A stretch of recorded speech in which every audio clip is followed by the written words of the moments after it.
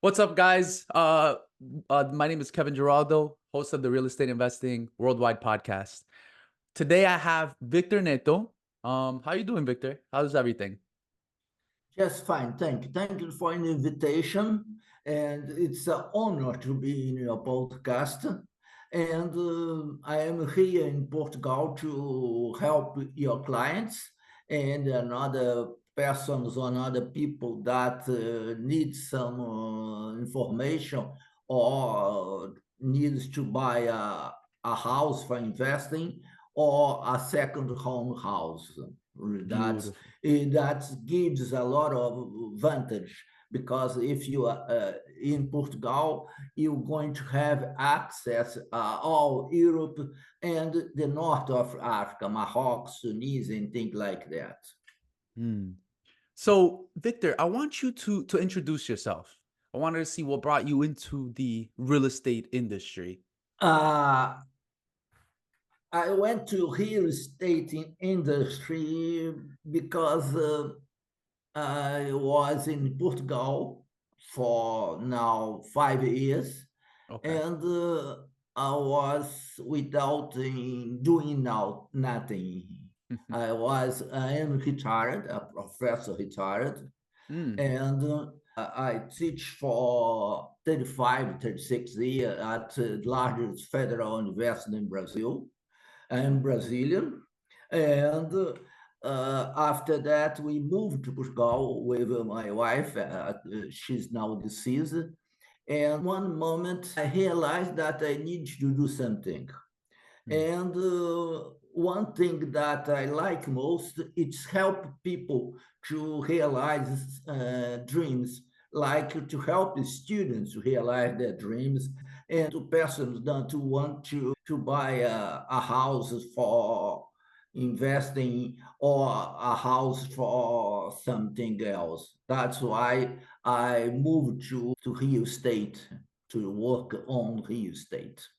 Beautiful. No, and I think that's very honorable what you're doing. And at the end of the day, I think our industry is helping people because there's maybe not the most information out there for people to help buy, and the idea is for us, for as real estate agents, to help the buyer guide them through every step of the process. Again, there is different agents work different way, but at the end of the day, what we're trying to do is help. Correct? Correct. No, so in Portugal, what type of real estate do you do, Victor? Residential. I'm moving into hospitality to deal with hotels and things like that. And it's help people to buy a house, to buy a second house. There are a lot of Americans moving to Portugal for investing or for retiring. Now, what have you seen in Portugal? Because I know Lisbon is very, very popular among the European crowd. A lot of people go to Portugal. The prices are always usually more favorable than other parts of Europe. So, what type of market trends have you been seeing in Portugal The in last regards to appreciation? Mhm. In the last year, the price went up 7%, and the year before going 30% up, and was unbelievable. The real estate market, it's an way up, and a lot of people, European as well, Americans and British and some German, they are moving to Portugal because it's cheaper. The life is cheaper, and the prices for the houses are affordable. And it's better to buy something in Portugal instead to buy in Italy. The only point to favor to Italy is that the contracts for the rent is a little below than Portugal, but the prices are very very high unless that you buy one old, very old house in a small village and you're going to pay €1, but you need to spend at least probably 100,000 euros to fix the house. And you need to do this in 2 years. So it's Mm. a lot of work, but that it's like when you are surfing. There is a moment that you're going to surf the wave. And Portugal is on this moment. I think it's the best market to invest to buy a house right now. Now, in regards to investors, what sort of returns are they looking are you seeing for investors there in Portugal? More specifically, you're located in Lisbon, correct? Lisbon, correct. Lisbon, the last year gives 4.1% of return. It was the lower one, but if you rent a house, it's like this. There is no time to someone to add and to rent. In another places like Santarém, it's a city on the central Portugal, you can have 7.1%. However, it takes a longer to rent a house there, to rent an apartment there.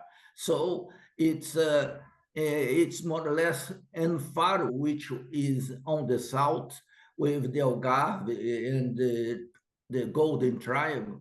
This Faro, it's the one important city on the south. There is an international airport, a lot of bridge flights to Faro, and you can have 5.2. And it's very, very, very interesting. When you add a house in Faro, it's going with the wind fast, very, very fast. From Lisbon to Cascais, that the Lisbon district, it's the same. And the prices, and they are moving up Mm. very, very fast.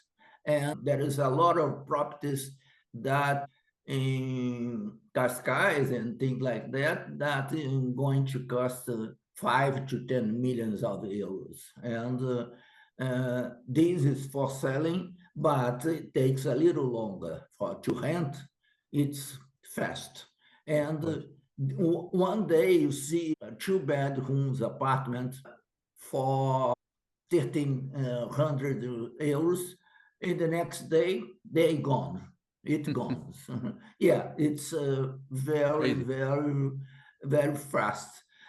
However, and it's important to note that for this return, you're going to pay a 25% of income tax. So, can you talk a little bit about the 25% income tax? What do you mean by that?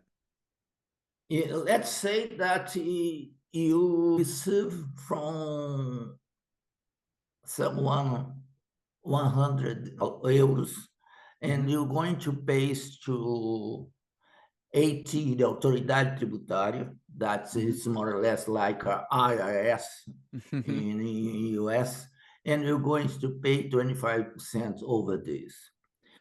People are always looking for ways to avoid taxes, right? There's ways to do it, but if you get caught, you're going to get, the full power of the authorities, whether it be in Exactly. Portugal or in the United States. They want their taxes. So, they're going to fight hard to get it. Yes. There is two things that during your lifetime you're going to die and you're going to pay taxes. Oh, That's yes. That's the old saying. unfortunately to both things. Yes, yes.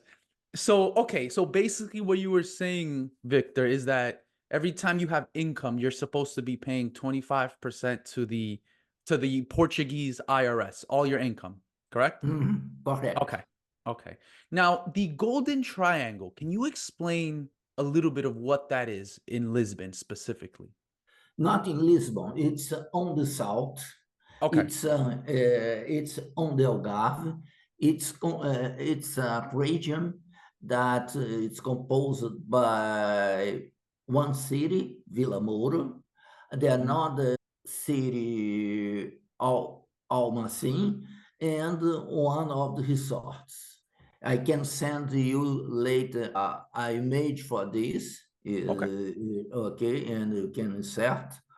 And this is one of the two hotspots in Portugal that the ultra rich came to expand, like Jackson Hole in the United States, Santa Barbara, and things like this.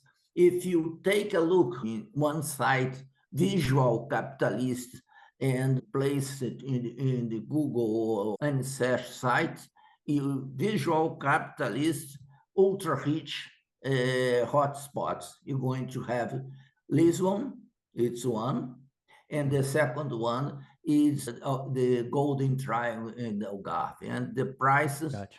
are on the sky, up on the sky. Wow. So that's where a lot so in the Golden Triangle, it's not in Lisbon, it's in another part Yes, of it's in the Portugal. south.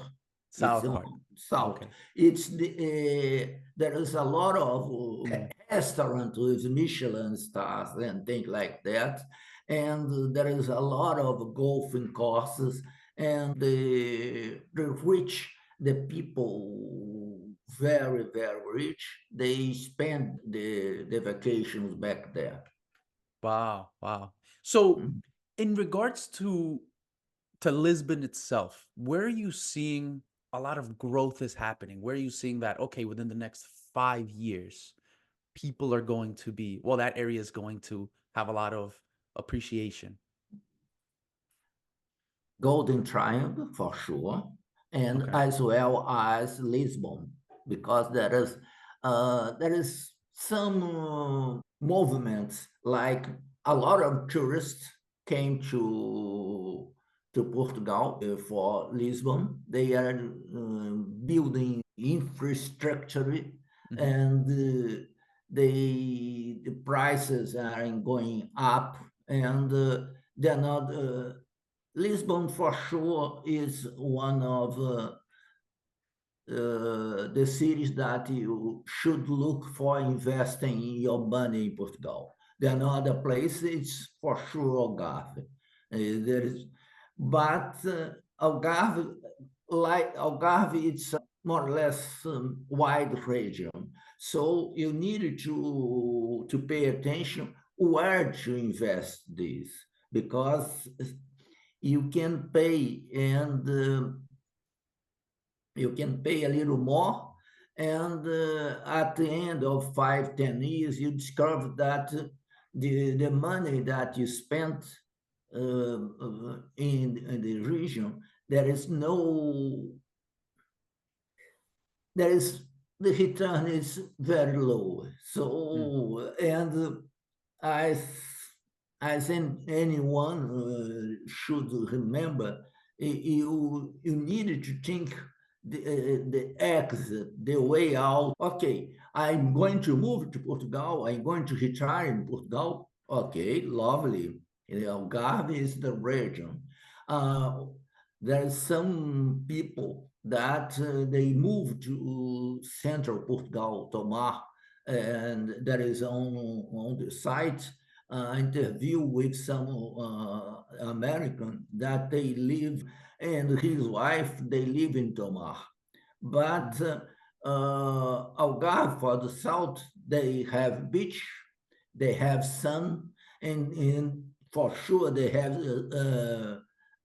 its climate more, not hot, but warm. Yeah, in the summer, Of in the course. summer, the things got really hot, 41, 42 degrees Celsius and things like that. And it's unbelievable. And in the summer, uh, everyone goes to Algarve. It's more or less like in Casablanca film. Everyone goes to Mm. Rix and everyone goes to Casablanca. Oh, okay. Very nice. So, in regards to Lisbon itself, is there any particular areas that you focus in? Let's say uh, Lisbon, it's the metro area. Okay. It's composed by Lisbon, Oeiras, and Cascais. Cascais is for sure the jewel of the coroner. It's the best place to put your money right there.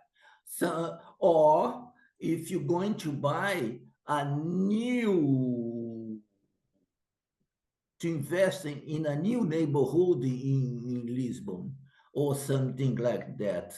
But mm, for sure, Cascais and for sure, Lisbon. They are both offering the prices are very, very interesting right now.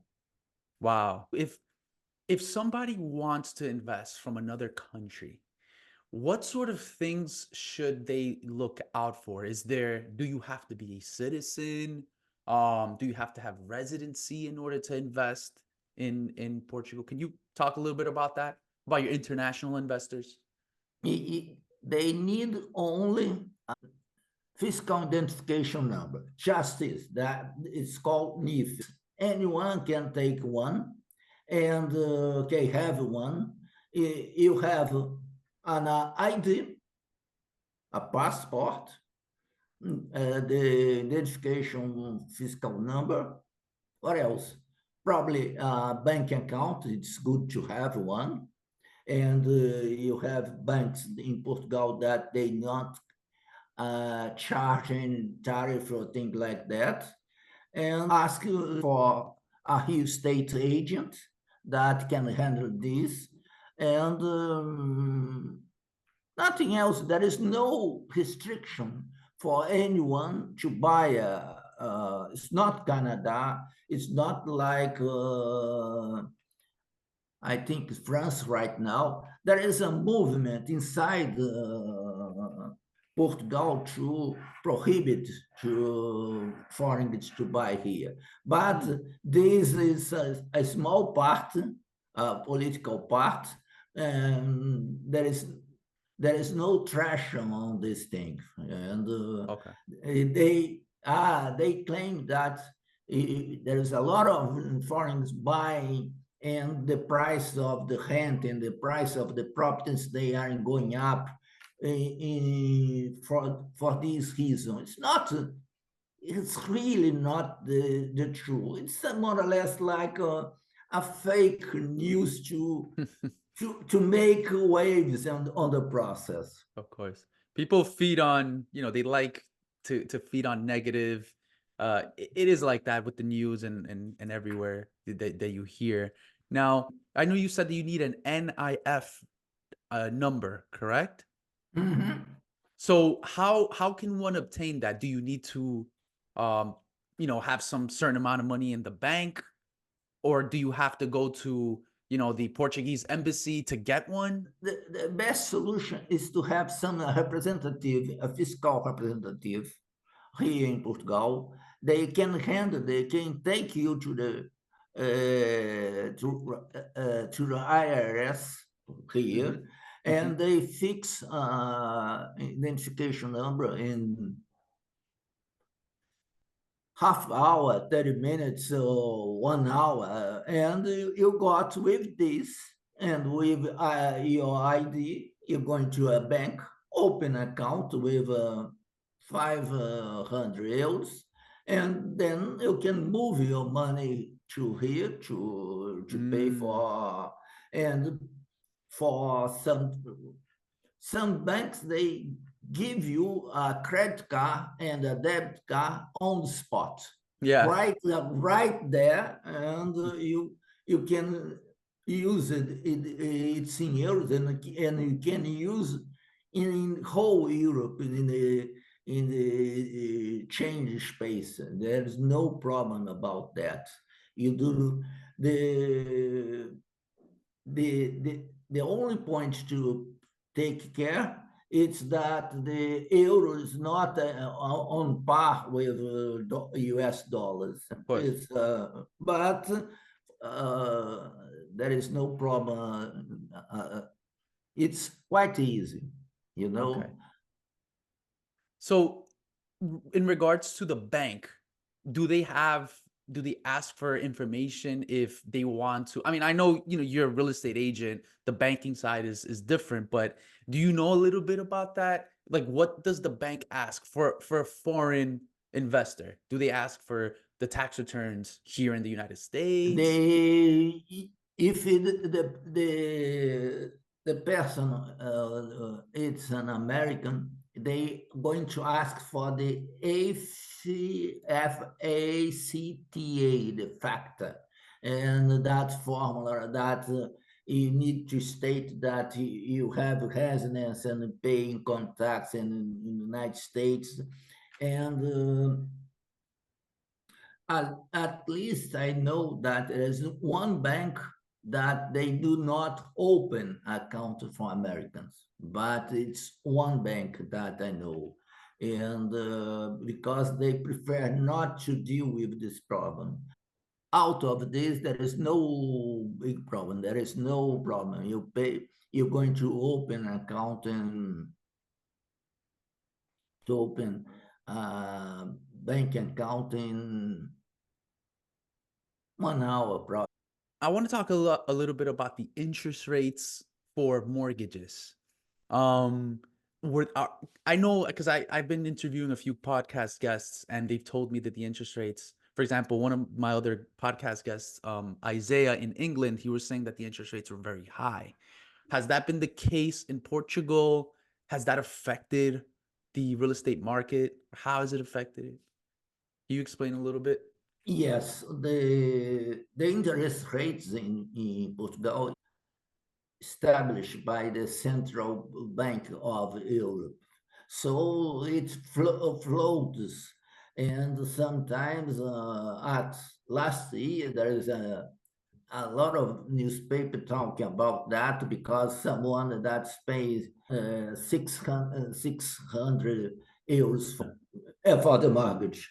And from one side to another, the amount doubled. And that means a lot of problem. But now they are moving down again. They're going to be 2% or 1.8 sometimes. And 3 years ago was it's almost 0.5 or something like that. It was very, very low. If somebody wanted to buy, like if I have somebody watching this podcast and saying, "Hey Kevin, I want to invest in Portugal. I saw your episode." How would somebody from start to finish buy or at least get the process started to buy in Portugal as a US citizen? Or it doesn't have to be US citizen. It could be from anywhere in the world. Mhm. Let's say I think the first point is to search for a real estate agent. Okay. And this real estate agent, like ourselves, going to show the path for the process.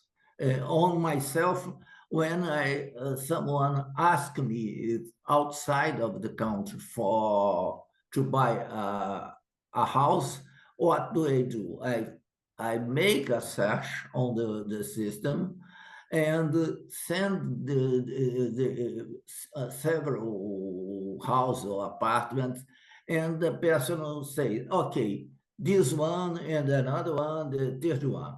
And I make a visit to make a search, a video, and from the property and from the neighborhood, all around the neighborhood, to the client to see what they want.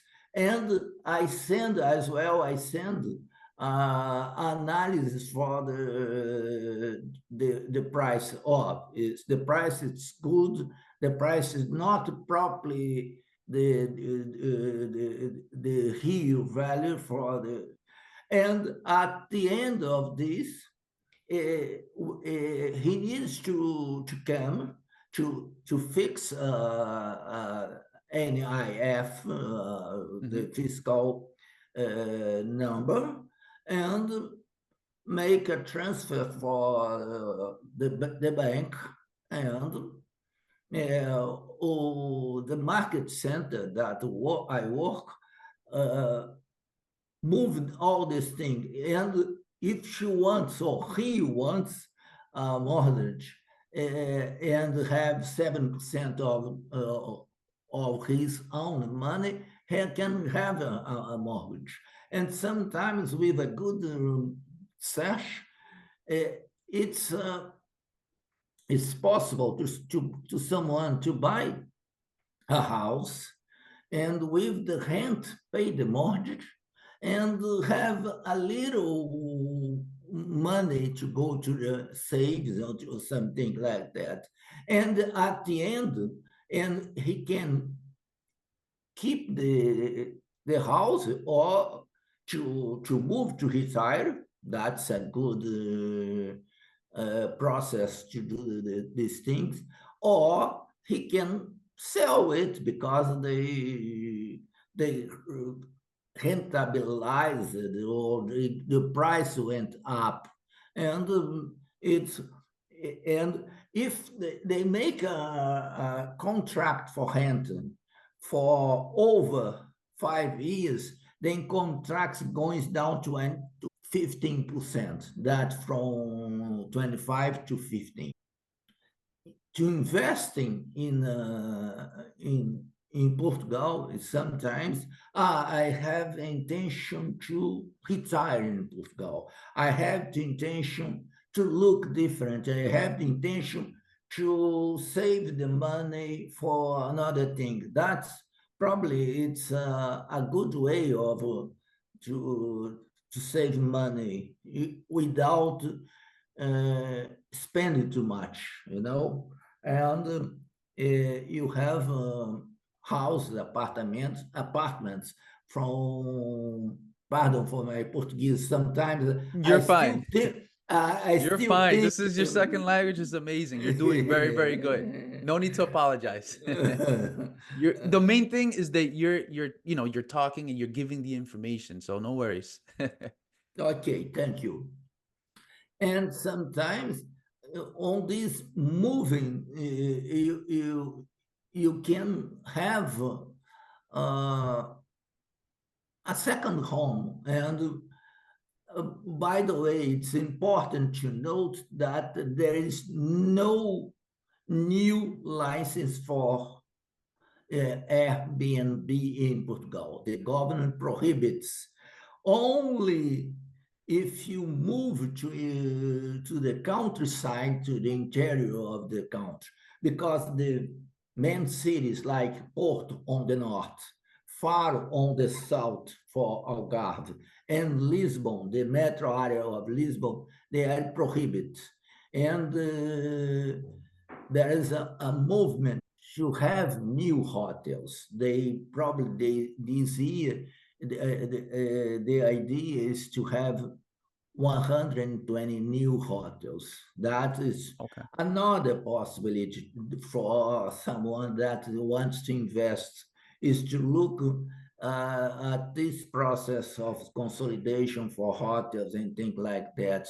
A lot of chains, hospitality chains, that are moving, they are moving the process. Accor, by example, 5 years ago, have the intention to move out from Portugal, and now they are buying or building. I think it's 5 new hotels. They are moving on this process, and Wow. because there with a lot of tourists arriving, and they do not have where to stay. The Airbnbs it's it's a kind of problem because there is one information that is important. Okay, you have a license for Airbnb in, uh, in a condo. And what happens? If every another owners, they do not like the movement from the guests for this Airbnb, they can call an assembly and to ask to prohibit the process. And sometimes happens, and the authorities cancel this license. So if you lost this license, you're going not to have another one. That is Ooh. the important thing. It's only to know there's not much of this happening, but could happen, you know. And the best solution right now is to look for a house for himself, or a house for a long-term rent, not for short-term, because short-term means that someone needs to administrate the process, and over or the income tax, you need to pay for the administrator too, probably Mhm. 20, 30%. And sometimes it's, I think it's sometimes not good investment. No, that's very good insight on Lisbon and well Portugal with Airbnbs because most people don't know that. So what you're saying is that you need to have a license to rent out your house through Airbnb or a condo, but they're not giving any new licenses. And if you No, from the last year, they do not give new licenses. And sometimes the people rent, even they do not have license, but it means trouble for the landlord, you know. So it's good for people to know that Yes, before they know that they're going to invest there. So Lisbon, the South, Porto, the North, it's not good if you want to invest in Airbnb because there's a lot of laws already in place. So ideally, exactly. ideally you're looking for long-term investment, long-term rentals, or if you're going to, or just, if you want to sit on the property and expect appreciation. But Airbnb short-term rentals is not good, correct? Correct. It's Okay, that's fair. not the if you buy to have an Airbnb, forget it. You cannot going to have it. And is that all of Portugal, or like you said, is it just the main cities, the big metros? Yes, the big metros. In the countryside is possible to do this, but the countryside, the tourist that doesn't want to move to the countryside. Yeah. It's like all the coastal cities, the Algarve and the north in the Porto.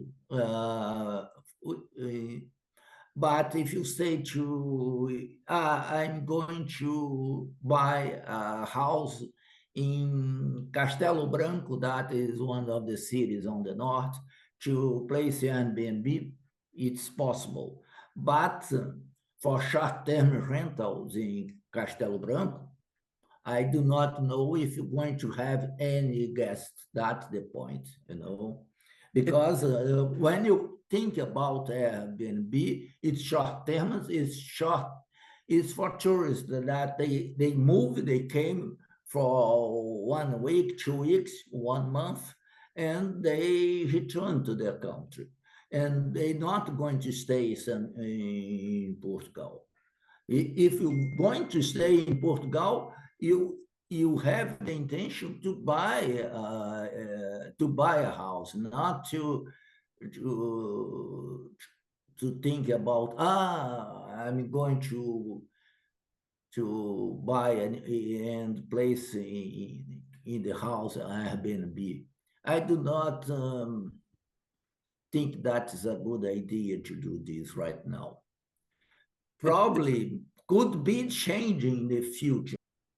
it's funny because that's very similar to what's going on in a lot of major cities in the world.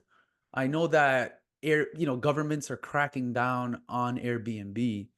I know obviously here in New York City, that's a big law. You cannot do Airbnbs here, especially in the five boroughs. So Brooklyn, Queens, Manhattan, Bronx, Staten Island.